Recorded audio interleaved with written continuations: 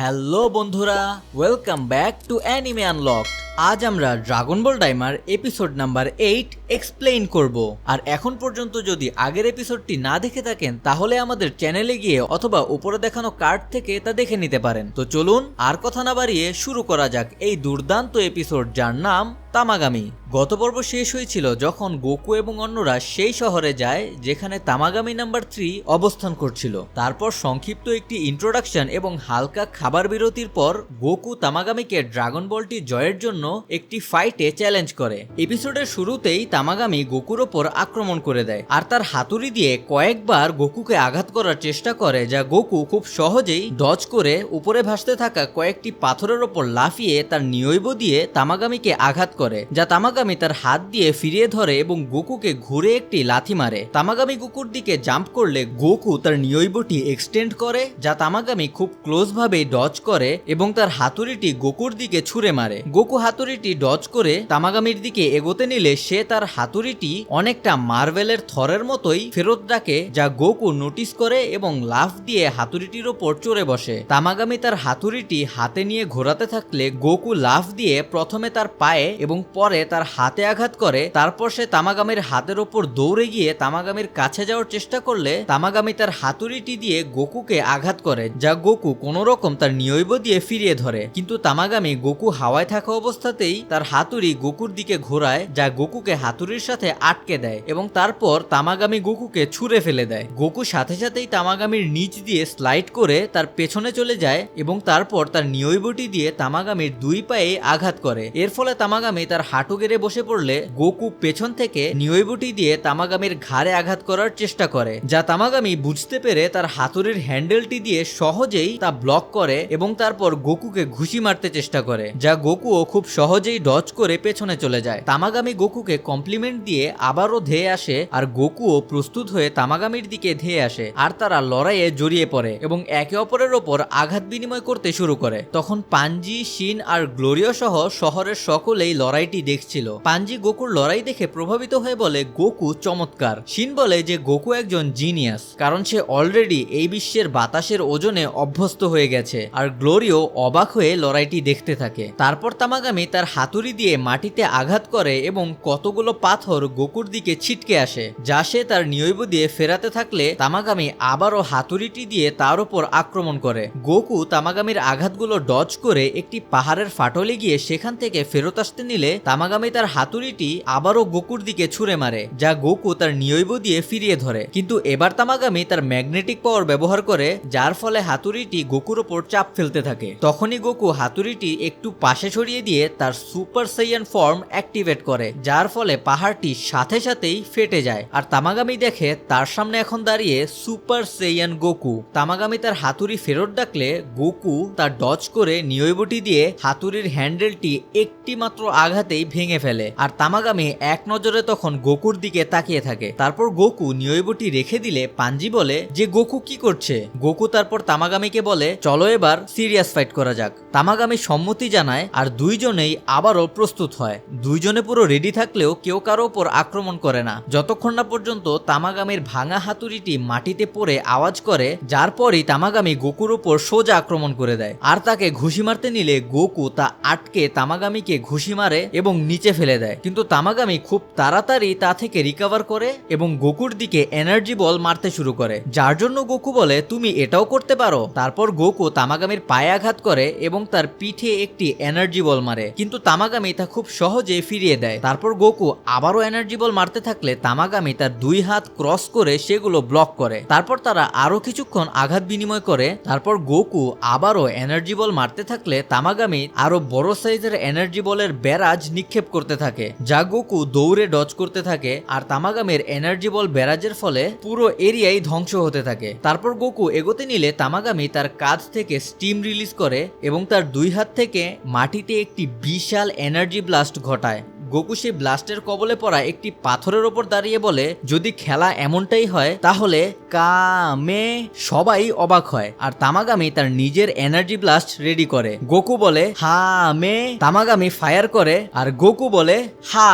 এখন আমি অবশ্যই সেইভাবে এক্সপ্লেন করতে পারিনি যতটা অসাম ভাবে অ্যানিমেতে দেখানো হয়েছে, আর আপনাদের কথা জানি না, বাট আমি এই সিনটি দেখার সময় নিজের এক্সাইটমেন্ট একটুও ধরে রাখতে পারিনি যখন গোকু তার কামেহামেহা ইউজ করে। যাই হোক, তামাগামি অনেক চেষ্টা করে কোনো মতে কামেহামেহা ব্লাস্টটি উপরের দিকে ছুড়ে দেয়, কিন্তু এতে তার অনেক শক্তি খরচ হয় আর গোকু এই সুযোগেই দ্রুত এসে তামাগামির পেটে একটি আঘাত করে এবং তামাগামি সাথে সাথেই মাটিতে লুটিয়ে পড়ে পরাজয় স্বীকার করে। তখন গোকু তামাগামিকে জিজ্ঞেস করে, তুমি তো এখনো লড়াই করতে পারবে, তাহলে লড়ছো না কেন? তামাগামি জানায় যে এই লড়াইয়ের আর কোনো যৌক্তিক কারণ নেই, কারণ সে গোকুর শক্তি কেমন তা বুঝতে পেরেছে। সবাই তখন গোকুর জেতা সেলিব্রেট করতে থাকে আর গোকু তামাগামিকে জিজ্ঞেস করে যে সে কি এখন ড্রাগন বলটি নিতে পারবে। তামাগামি বলে যে তাদের আগে ফাইনাল ব্যাটেলটি লড়তে হবে। এখানে তামাগামি দাঁড়ানোর পর আমরা তার পেটে গোকুর আঘাত থেকে পাওয়া ডেন্ট স্পষ্ট দেখতে পারি। তামাগামি আর গোকু সেই গাছটির সামনে যায় যেখানে তামাগামি শুরুতেই দাঁড়িয়েছিল।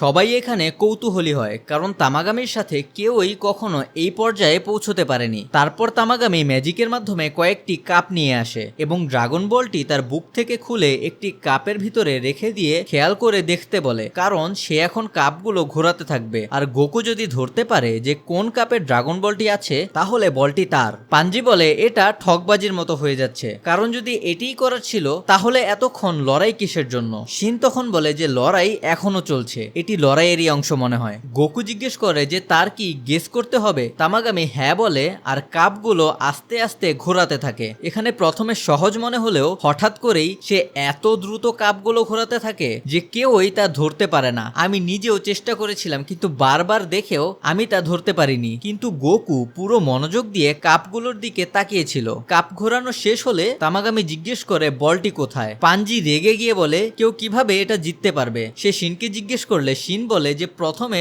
শিন ট্র্যাক করতে পেরেছিল, কিন্তু গতি বাড়ার সাথে সাথেই সে আর তা নজরে রাখতে পারেনি। তামাগামি আবারও জিজ্ঞেস করে কিন্তু গোকু চুপ থাকে। তামাগামি তৃতীয়বার জিজ্ঞেস করলে গোকু বলে বলটি ওইখানে, এটি বলে সে অন্যদিকে দেখায়। তামাগামি কোন কাপে তা জানতে চাইলে গোকু পেছন ঘুরে বলে বলটি কাপেই নেই, ওইখানে। আর আমরা দেখি সত্যি বলটি গোকুর পেছনে ছিল।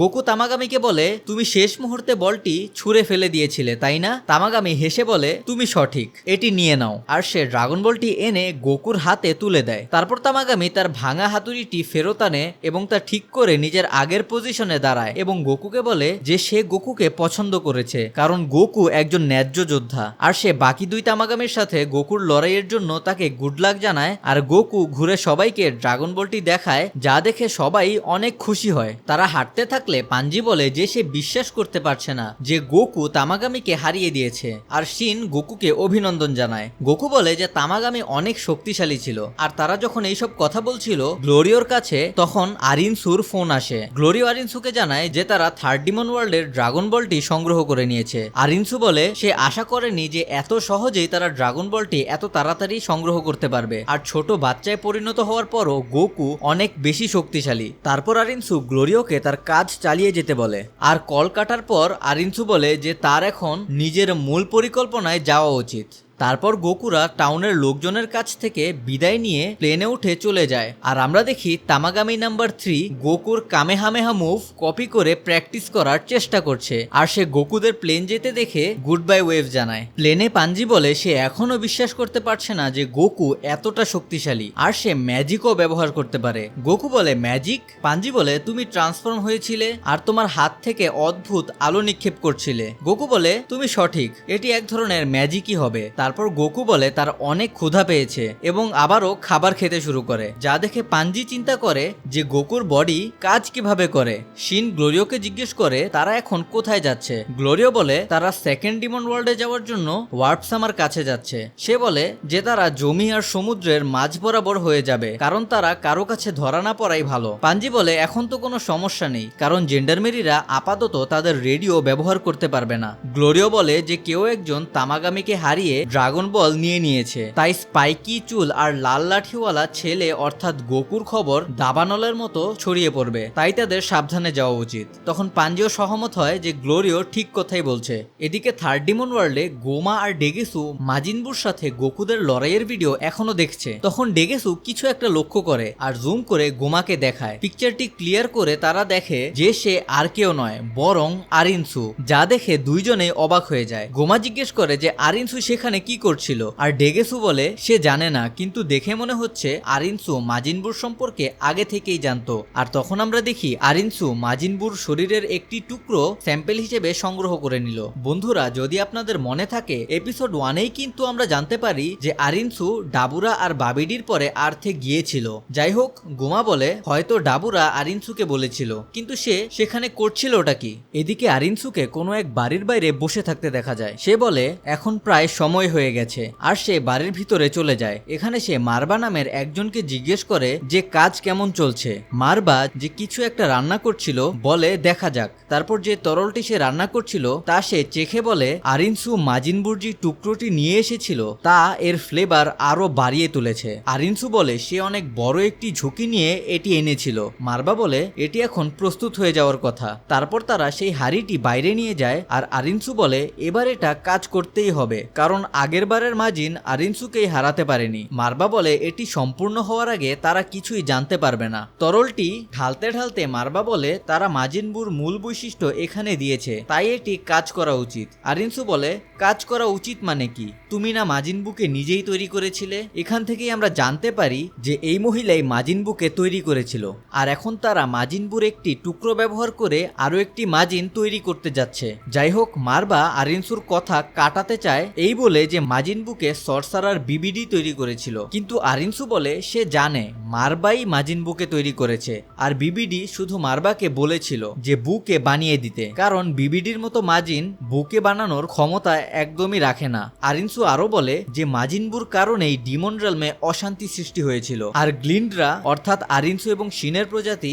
ডিমন রেলম থেকে চলে গিয়েছিল এবং অনেকেই মারা গিয়েছিল একমাত্র মাজিনবুর কারণেই। মারবা বলে তাই নাকি? আরিনসু বলে তুমি চিন্তা করো না, তুমি যে মাজিনবুকে তৈরি করেছো এটা আমি কাউকেই বলবো না। মারবা কিছুক্ষণ চুপ থাকে এবং তারপর সে বলে মাজিনবু একটি দুর্ঘটনা ছিল, আর তাকে সফল বলা চলে না, কারণ সে অনেক শক্তিশালী ছিল, কিন্তু তাকে নিয়ন্ত্রণ করা একদমই যেত না, আর সে ধ্বংসযজ্ঞ শুরু করে দিয়েছিল। আরিনসু বলে যে সে মারবার উপর ভরসা করছে, কারণ সে নিজে একজন জিনিয়াস সায়েন্টিস্ট হওয়া সত্ত্বেও কোনো মাজিন সে তৈরি করতে পারবে না। মারবা বলে যে সে এবার নিয়ন্ত্রণের উপরই মনোযোগ দিচ্ছে, তাই এবার তা কাজ করা উচিত। তারপর মারবা আরিনসুকে তার একটু লালা তরলটিতে ফেলতে বলে, যাতে কোনো কথা বলা ছাড়াই সে নতুন মাজিনের সাথে যোগাযোগ করতে পারে আর সহজেই তাকে নিয়ন্ত্রণ করতে পারে। আরিনসু তার লালা ফেলার সাথে সাথেই একটি বিক্রিয়া শুরু হয়ে যায়, আর মারবা বলে যে এটি কাজ করলে সে অনেক বড় একটি পুরস্কার আশা করে, আর আরিনসু বলে সে মারবাকে পুরস্কৃত করবে যদি সে সুপ্রিম ডিমন কিং হয়ে যায়। মারবা বলে গোমা দেখতে তেমন কিছু না হলেও সে কিন্তু অনেক শক্তিশালী। আরিনসু তখন বলে যে যদি কোনো সমস্যা হয় তাহলে সে ড্রাগন বলগুলো ব্যবহার করবে, যা শুনে মারবা অবাক হয়ে যায় আর বলে যে ড্রাগন বলগুলো ব্যবহার করা তো অসম্ভব। আরিনসু তখন বলে যে এই ব্যাপারে তার অন্য ব্যবস্থা রয়েছে, আর তার একজন লোক অলরেডি একটি ড্রাগন বল সংগ্রহ করে নিয়েছে। অবশ্যই জানেন কার কথা বলছে। আর এখানেই আমরা আরিনসুর প্ল্যান সম্পর্কে জানতে পারি যে সে সুপ্রিম ডিমন কিং হওয়ার জন্য গ্লোরিওকে হায়ার করেছিল, যাতে সে গোকুকে নিয়ে আসতে পারে, কারণ আরিনসু নিজে আর্থে গিয়ে গোকুর শক্তি দেখে এসেছিল। এদিকে কাদান হাইবিসকে কল করে। হাইবিস কাদানকে বলে যে তাকে দেখতে অনেক বেশি এক্সাইটেড লাগছে, আর কাদান জানায় যে গোকু তামাগামিকে হারিয়ে একটি ড্রাগন বল নিয়ে নিয়েছে, আর তাই তারা সবাই সেলিব্রেট করছে। সে আরো জানায় যে গোকুরা ওয়ার্প সামার দিকে যাচ্ছে, আর হাইবিসদেরও সেখানে গিয়েই তাদের সাথে দেখা করতে বলে। হাইবিস জিজ্ঞেস করে যে গোকুদের সেখানে যেতে কত সময় লাগবে, আর কাদান বলে যেহেতু তারা জেন্ডারমেরির একটি প্লেন চুরি করেছে তাই তাদের 2 দিনের বেশি লাগবে না। তারপর কাদান হাইবিসদের একটি হোটেলে থাকতে বলে, আর হাইবিস জিজ্ঞেস করে সে কি মাড কালারের ওয়াইন পান করতে পারবে। কাদান বলে সবাইকে খাওয়াতে। হাইবিস জিজ্ঞেস করে খরচ কে বহন গ্রহণ করবে। কাদান বলে কাদান যে অর্থ হাইবিসকে দিয়েছিল তা থেকেই খেয়ে নিতে। বুলমা এগুলো শুনে খুশি হয়ে যায় আর জিজ্ঞেস করে তারা কি কোনো 5 স্টার হোটেলে থাকবে আর অনেক ভালো খাবার খেতে পারবে।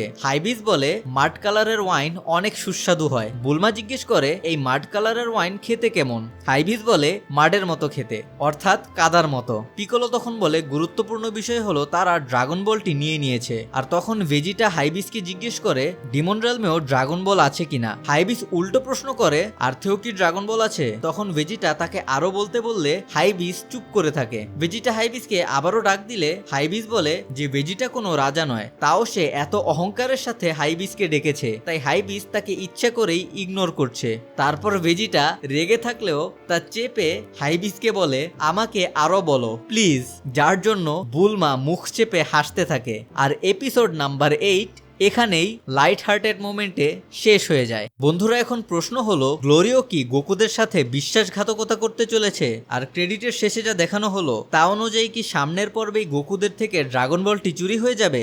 মিস না করতে চাইলে আমাদের চ্যানেল অ্যানিমে আনলকডকে সাবস্ক্রাইব করুন আর বেল আইকন প্রেস করে আমাদের পাশেই থাকুন। আমরা শীঘ্রই নতুন পর্ব রিলিজের সাথে সাথেই তা নিয়ে আসব।